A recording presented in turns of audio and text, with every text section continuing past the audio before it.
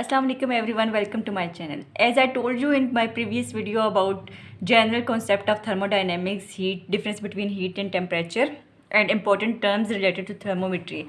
Now moving towards the first law of thermodynamics, that what is the thermodynamics? So thermodynamics is actually the relationship between the heat and work. Relationship between the heat and work, or we can say that when heat energy is converted to any other form of the energy, or any other form of the energy is converted into the heat energy, right? The total amount of the heat and other form of energies remains constant. It gives relationship between heat and work, that heat transform into any other form of the energy, or any other form of the energy is transformed into the heat. And it gives that when heat is added or when heat is released, when heat is transformed, then what will be the effect on the work done. So in any case, either heat is transformed into any other form of energy or any other form of energy is transformed into the heat energy, the total energy of the system will be conserved. वो change नहीं होगी, total energy of the system will remain constant. So ये किसकी statement है? Law of conservation of energy की statement है. So ये law of conservation of energy को भी सेटिस्फाइड करता है first law of thermodynamics. First law of thermodynamics की जो मैथमेटिकल फॉर्म है that is del Q equals to del W plus del U. Del Q क्या है? Del Q is the change in heat and del W is the change in work done and del you is the change in internal energy. और आपको पता है कि change in internal energy of the system in any process is equal to the net heat flow into the system minus the total work done by the system. कैसे आप निकालेंगे? Del Q है del W plus del U के, तो del U किसके equal हो जाएगा? Del Q minus del W के. So change in internal energy, I am not talking about the internal energy. Internal energy का कॉन्सेप्ट कल मैंने आपको दिया था प्रीवियस वीडियो में. Change in internal energy is of the system in any process is equal to the net heat flow into the system, net heat flow into the system minus the work done by the system, right? So यहाँ से मुझे एक point याद आया था जो कि मैंने लिख भी लिया है कि ये एमसीक्यू आ जाता है कि equalness of heat and work done के जूल ने एक्सपेरिमेंट किया था और उसके एक्सपेरिमेंट से उसने एक रिलेशनशिप इस्टेब्लिश किया था between the heat and work which concluded that 1 kilo calories of, ये मैंने अच्छा सही है, concluded that 4.18 into 10⁻³ joules of work is equals to 1 kilocalories of the heat, or 1 kilocalories of the heat is equals to 4.18 into 10⁻³ joules of work. It is a relationship between the work and heat, और ये joule ने experiment करने के बाद establish किया था relationship. ये आपने याद रखना है. और अगर 1 किलो कैलोरीज होगा तो ये इक्वल होगा 4.18 इंटू 10⁻³ जूल्स, तो ऑब्वियसली 1 कैलोरी किसकी इक्वल हो जाएगी? 4.18 जूल के. तो ये आपने याद रखना है क्योंकि ये एमसीक्यू आता है. अब फर्स्ट लॉ ऑफ थर्मोडाइनेमिक्स में कन्वेंशंस मैंने कुछ प्रीवियस वीडियो में भी आपको बताई हैं, तो दोबारा एक दो पॉइंट्स देख लेते हैं कि डेल क्यू पॉजिटिव होगा, मींस कि चेंज इन हीट पॉजिटिव होगा जब हीट एंटर करेगी सिस्टम को, and vice versa it will be negative when heat will leave the system. और सेकंड है कन्वेंशन के del W is positive when work is done by the system and vice versa, that is के del W negative होगा when work is done on the system. When work is done on the system, del W is negative, and when work is done by the system, del W is positive, right? यहाँ पे एक और चीज़ आपने याद रखनी है कि internal energy can never be zero. ये ज़ीरो नहीं हो सकती इंटरनल एनर्जी. कुछ ना कुछ तो एनर्जी होगी ना, मोलिकुलर इंटरेक्शन होगा, कुछ ना कुछ एनर्जी होगी, मोलिकुलर मोशन होगी या मोलिकुलर कॉन्फ़िगरेशन होगी, that is internal kinetic energy होगी या इंटरनल पोटेंशियल एनर्जी होगी, कुछ तो होगा. लेकिन total internal energy can never be equals to zero. But ये इसमें कन्फ्यूज नहीं होना, change in energy can be equals to zero. Change in energy zero हो सकता है but internal energy, change in internal energy zero हो सकता है but internal energy can never be equals to zero. तो ये चीज़ आपने माइंड में रखनी है. ये भी एमसीक्यूज आता है. अब एडवांटेजेस देखते हैं कि first law of thermodynamics actually है क्या. फर्स्ट लॉ ऑफ थर्मोडाइनेमिक का मैंने आपको बताया भी कि it gives the relationship between the heat and work. Purpose क्या था फर्स्ट लॉ ऑफ थर्मोडाइनेमिक्स का? That is the conversion of the heat energy into other forms, right, और वाइस वर्सा. और इसके एडवांटेजेस क्या जाते हैं कि it relates the three very basic ideas into a single theoretical equation which is del Q equals to del W plus del U. Concept of internal energy as a state variable, जैसे मैंने आपको कहा था कि वैसे तो ये बोला जाता है कि internal energy is not a state variable because it is independent of the path followed, लेकिन फर्स्ट लॉ ऑफ थर्मोडायनेमिक हमें ये बताता है कि internal energy is a state variable. एक चीज़ होगी. दूसरी ये कि differentiation between the internal energy and heat, right. कि जैसे मैंने आपको कल पिछली वीडियो में बताया था कि heat is acting as a transit, ये ट्रांजिट के तौर पे एक्ट कर रही है, तो ये भी हमें फर्स्ट लॉ ऑफ थर्मोडायनेमिक्स बताता है. और प्लस ये क्या है कि law of conservation of energy को फॉलो कर रहा है. Law of conservation of energy including heat as the form of energy, right. अब ये सारे की सारी क्या थी, it is a theoretical law. So it can not explain experimental facts, it is a theoretical law. और डिफेक्ट्स फिर इसके क्या हो गए कि this law is not able to give information of how much of the heat will be converted into useful work. ये तो बता देता है हीट एंड वर्क के दरमियान का रिलेशनशिप तो बताता है, ये भी बताता है कि हीट ट्रांसफॉर्म हो रही है one form of the energy to the another, लेकिन ये नहीं बताता कि how much of the heat will be converted into the useful work. कितनी हीट सिर्फ वर्क में यूज़ हुई, कितनी इंटरनल एनर्जी को इंक्रीज करने में यूज़ हुई, कितनी, तो ये एक्चुअल इसकी मेजरमेंट नहीं बताता, right. It is the defect of the first law of thermodynamics. और ऑलमोस्ट इसके अलावा जो है ये भी नहीं बताता कि doesn't tell whether the particular phenomena can occur in the practical और not, because as I have told you that it is a theoretical law not a experimental.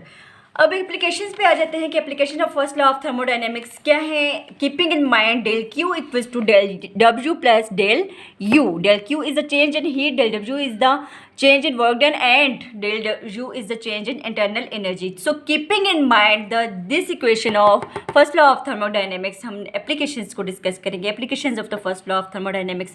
अब इसमें कुछ processes हम discuss करेंगे applications में. उससे पहले आपने ये mind में रखना है कि जो equation है del Q equals to del W plus del U, इन तीनों में से कोई एक term most of the processes में इक्वल होती है ज़ीरो के. और सेकंड, जो मैंने प्रीवियस वीडियो में आपको स्टेट वेरिएबल्स के बारे में बताया, विच जो कि थर्मोडायनेमिक्स के केस में P, V एंड T हैं, प्रेशर, वॉल्यूम एंड टेम्परेचर. तो इन तीनों में से कोई एक स्टेट वेरिएबल कांस्टेंट होता है in all the processes, right. ये दो हमारे पास इम्पॉर्टेंट पॉइंट्स हैं जो कि आपने याद रखने हैं to discuss the applications of the thermodynamics, because applications of the thermodynamics are based on these 2 points. First one is this, the processes where one of the 3 terms of this equation is equals to 0, and second, the processes where any of the state variable of P, V and T of the system are held constant. So first one जो process है इसमें isochloric process है, ये आप पहले पढ़ के आ चुके हैं. कोरिक कहते हैं वॉल्यूम को, तो iso means same. So isochoric process is the process in which volume of the system remains constant, right. जब volume of the system remains constant होगा तो बाकी के दो स्टेट वेरिएबल्स के दरमियान क्या रिलेशन आ जाता है, P is directly proportional to T which is the Charles law, जो कि चार्ल्स लॉ प्रीवियस वीडियो में आपको बता चुकी हूँ.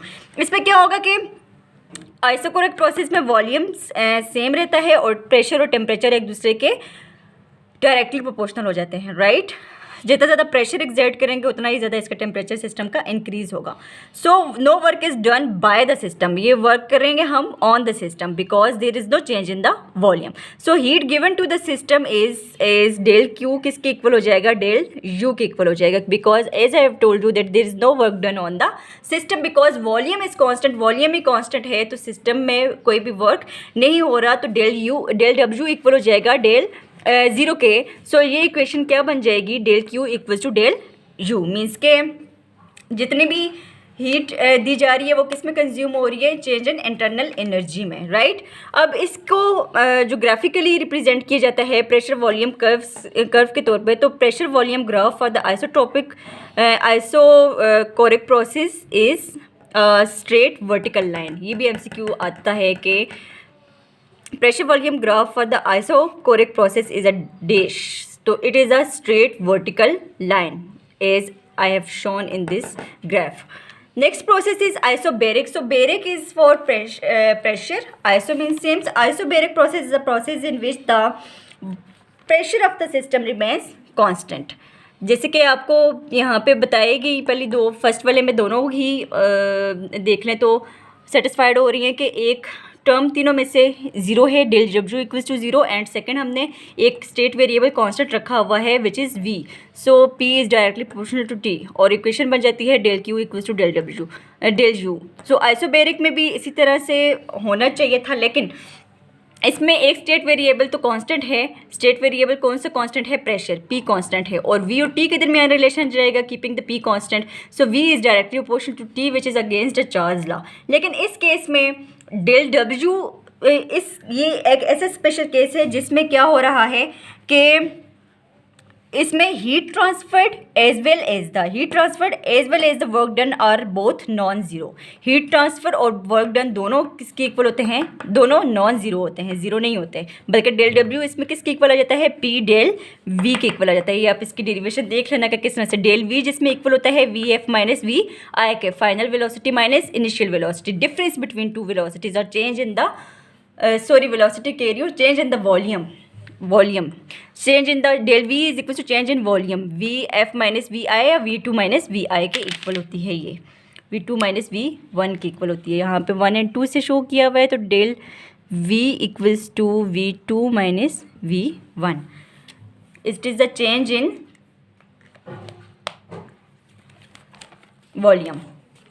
सो डेल डब्ल्यू जब इक्वल हो जाएगा पी डेल वी की, तो ये इक्वेशन क्या बन जाएगी? Del Q equals to del W की जगह P del V plus del U, right. It is the isobaric process. इसमें हीट जब प्रोवाइडेड की जाती है टू द सिस्टम को, तो क्या होता है? Del Q equals to del P del V plus del U. So इसके लिए भी ग्राफिकल रिप्रेजेंटेशन मैंने शो की हुई है। तो pressure volume curve of the isobaric system is the straight horizontal line, ये भी आपने याद रखना है। Pressure volume curve in the isochoric process is the straight vertical line, and in the isobaric process is the straight horizontal line. Next process is the isothermal process. Therm is for the heat and iso for the same. So isothermal process is the process in which where temperature of the system remains constant. इन तीनों state variables में से temperature को constant रख लिया तो हमारे पास रिलेशन आएगा P एंड V के दरमियान में। So it is the V is directly inversely proportional to P, और V is directly proportional to 1/P which is the Boyle's law as I have told you in the previous video.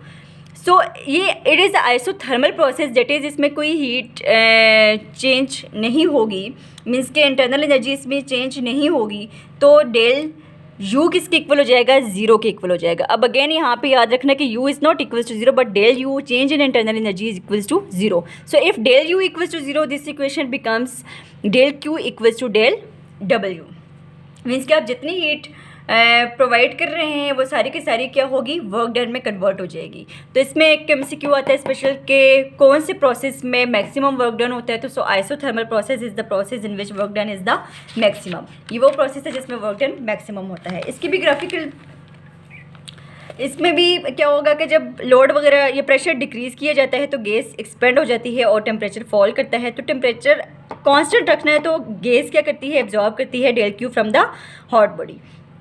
और internal energy तो किस पर depend करती है? Internal energy सिर्फ और सिर्फ टेम्परेचर पर डिपेंड करती है, वॉल्यूम पर डिपेंड नहीं करती। So for a constant temperature के लिए डेल यू किसकी इक्वल हो जाएगा? ज़ीरो के इक्वल हो जाएगा, because it only depends on the temperature not on the volume. So del U इसमें इसलिए इक्वल होगा ज़ीरो के, because it depends on temperature not on the volume. ये वॉल्यूम पर डिपेंड नहीं करती, ये टेम्परेचर पर डिपेंड करती है। तो टेम्परेचर ही कॉन्स्टेंट है तो डेल यू किसके इक्वल हो जाएगा? ज़ीरो के इक्वल हो जाएगा। So del Q equal to del W, and in this case maximum work done in the isothermal process. इसकी भी ग्राफिकल रिप्रेजेंटेशन जो शो की हुई है प्रेशर वॉल्यूम कर्व, इसमें कहलाती है आइसोथर्म, इसको आइसोथर्म कहा जाता है।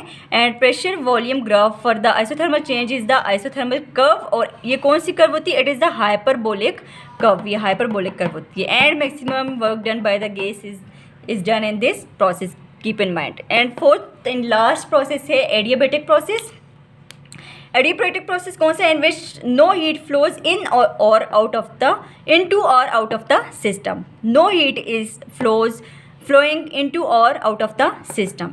ये इंसुलेटेड होते हैं फ्रॉम द सराउंडिंग्स इस तरह से कि ये हीट को एक्सचेंज ही नहीं कर सकता सराउंडिंग के साथ, ठीक है।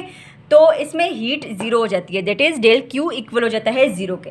अब डेल क्यू अगर ज़ीरो होगा तो ये इक्वेशन क्या बन जाएगी, del W equals to minus del U, minus होगी, ठीक है, because work is done at the cost of internal energy. This means that work done on the system increases the internal energy of the system. work done जो system पे है वो increase कर रहा है किसको, internal energy of the on the system को। तो पहले यहाँ पे आपको बताया था कि जब वर्क डन नेगेटिव होगा, जब वर्क डन होगा ऑन द सिस्टम, तो यहाँ पे ऑन द सिस्टम हो रहा है, so work done equals to zero.